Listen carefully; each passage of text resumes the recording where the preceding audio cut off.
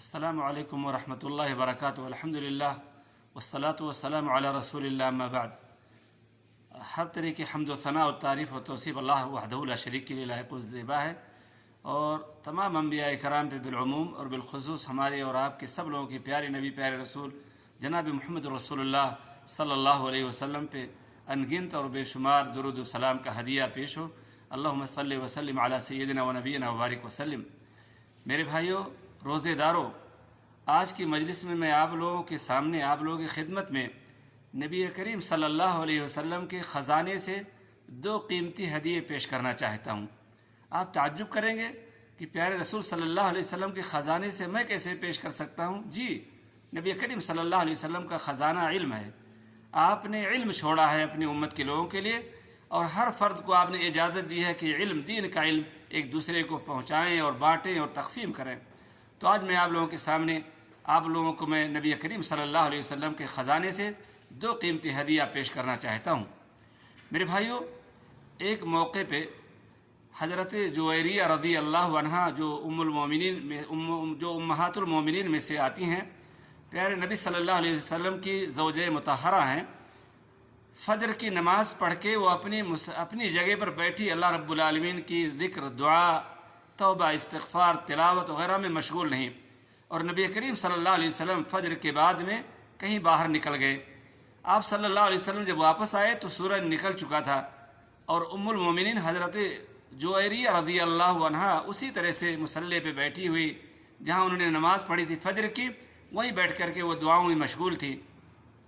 پیارے نبی صلی اللہ علیہ وسلم نے پوچھا، ما زلت علی الحال التي فارقتك علیہا؟ جویریہ، کیا تم جیسے میں تم کو چھوڑ کے گیا تھا فجر کے بعد میں، برابر اسی طریقے سے تم اپنی جگہ پر بیٹھی ہوئی دعاؤں میں، عبادت میں، ذکر و اذکار میں مشغول ہو؟ انہوں نے کہا جی ہاں. نعم. قالت نعم. قال النبی صلی اللہ علیہ وسلم لقد قلت بعدك اربع کلمات 3 مرات.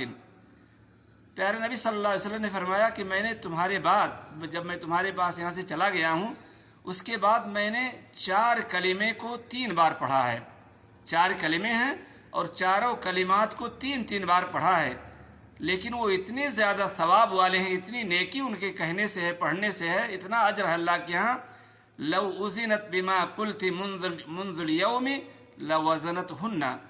اگر وہ چاروں کلمات جو میں نے کہا ہے، اگر ان کو تم نے جتنا کچھ پڑھا ہے، جو کچھ تم نے دعا، ذکر و اذکار، تلاوت، جو کچھ تم نے پڑھی ہیں، اس سے اگر وزن کر لیا جائے تو میرے 4 کلمات تمہاری ساری دعاؤں کے وزنی اور برابر ہو جائیں گے. اور وہ کلمات کیا ہیں؟ سبحان اللہ وبحمدہ عدد خلقہ ورضا نفسہ وزنۃ عرشہ ومداد کلماتہ. صحیح مسلم کی روایت ہے. یہ کلمات، 4 کلمات جو 3 بار پڑھنا چاہیے صبح کو، جس کے پڑھنے سے اتنا زیادہ ثواب ہے کہ اگر ام المومنین جویریہ رضی اللہ عنہا نے فجر بعد سے لے کر کے سورج نکلنے تک جو کچھ پڑھا تھا، ان کے اس پڑھنے کے برابر یہ 4 کلمات وزنی اور ہو جائیں گے، برابر ہو جائیں گے. تو وہ کلمات یہ ہیں: سبحان اللہ وبحمدہ عدد خلقہ ورضا نفسہ وزنۃ عرشہ ومداد کلماتہ. ان چاروں کلمات کو 3 بار پڑھنا چاہیے. مثال کے طور پر ایسے پڑھیے گا: سبحان اللہ وبحمدہ عدد خلقہ ورضا نفسہ وزنۃ عرشہ ومداد کلماتہ. سبحان اللہ وبحمدہ عدد خلقہ ورضا نفسہ وزنۃ عرشہ ومداد کلماتہ.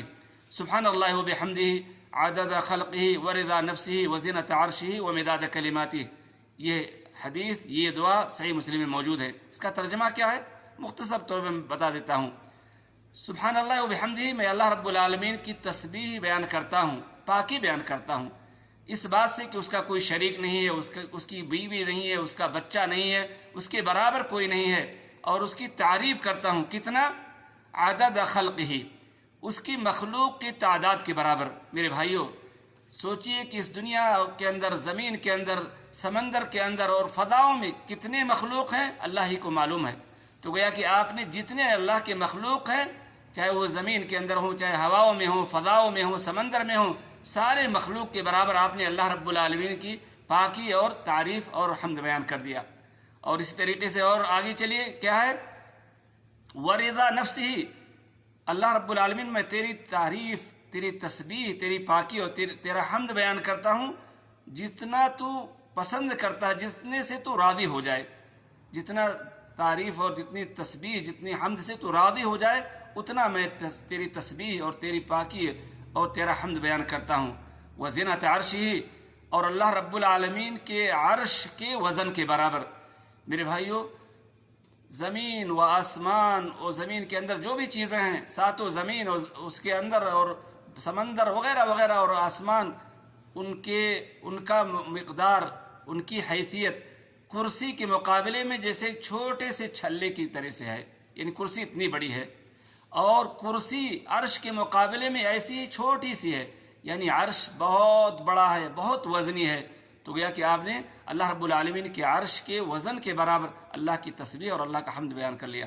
ومداد کلماتی، اور اللہ رب العالمین کی کلمات کی روشنی کے برابر، یعنی اللہ کے اتنے کلمات ہیں، قرآن مجید اللہ کے کلمات ہیں، ساری آسمانی کتابیں اللہ رب العالمین کے کلمات ہیں، بلکہ اللہ نے یہ فرمایا کہ اگر زمین کے اندر جتنے درخت ہیں سب کو قلم بنا دیا جائے، اور جتنا بھی سمندر ہے اس کا 7 گنا اور زیادہ کر کے اس سمندر کے پانی کو روشنائی کو بنا دیا جائے، اور اللہ کی کلمات کو لکھنے لگیں، اللہ کا کلمات ختم نہیں ہوگا۔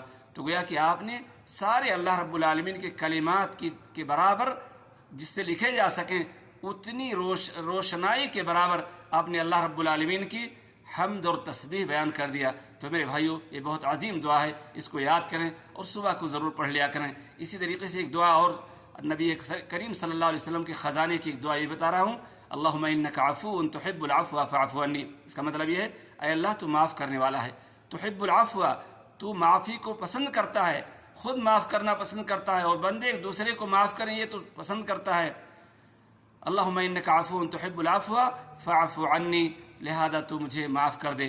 تو میرے بھائیوں، یہ دعا لیلۃ القدر میں، شب قدر میں کثرت سے پڑھنی چاہیے۔ میرے بھائیوں، اما عائشہ نے پیارے نبی صلی اللہ علیہ وسلم سے پوچھا تھا کہ لیلۃ القدر اگر مل جائے تو اس میں کون سی دعا پڑھیں، تو آپ نے یہی دعا بتائی ہے، اللہم انک عفو تحب العفو فاعف عنی۔ تو میرے جانب سے آپ لوگوں کی خدمت میں نبی کریم صلی اللہ علیہ وسلم کے خزانے کا 2 قیمتی ہدیہ پیش خدمت ہے، اس کو ضرور یاد کریں اور اس کو ضرور پڑھیں۔ اللہ رب العالمین مجھے آپ کو ان سب پہ عمل کرنے والا بنائے، آمین۔ وصلی اللہ علیہ نبینا محمد وعلی آلہ وصحبہ اجمعین۔